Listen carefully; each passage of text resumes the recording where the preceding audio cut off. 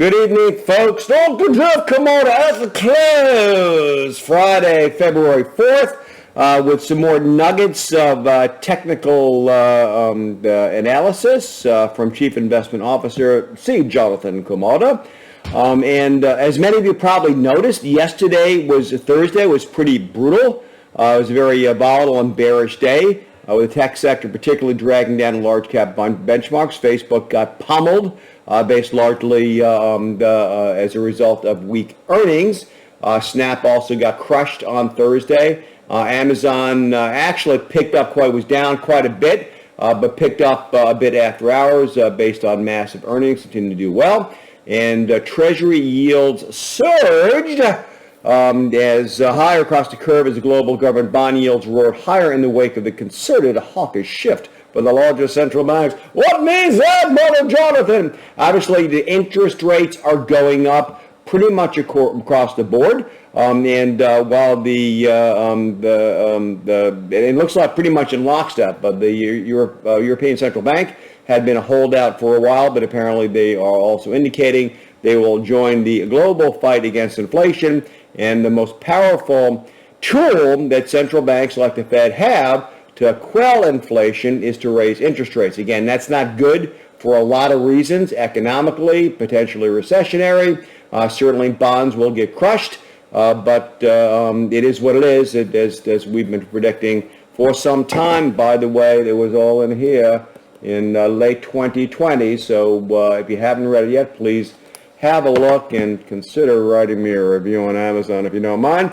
Fortunately, on Friday, the markets recovered pretty significantly. NASDAQ surging, and right at the close, all major indices were up. NASDAQ, the Dow, and the S&P 500.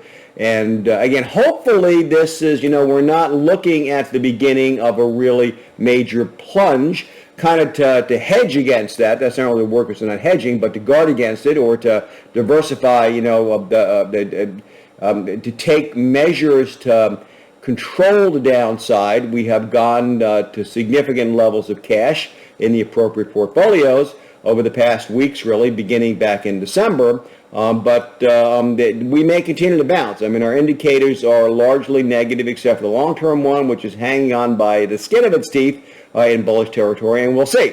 But rest assured, we are watching this on a very, very, very regular basis and poised to make changes based on the information as it streams out in order to protect your portfolios and to certainly profit from the trends that we see. Really, we use technical analysis not to swing for the fences, but as a way to control risk and protect wealth without really giving up attractive target returns.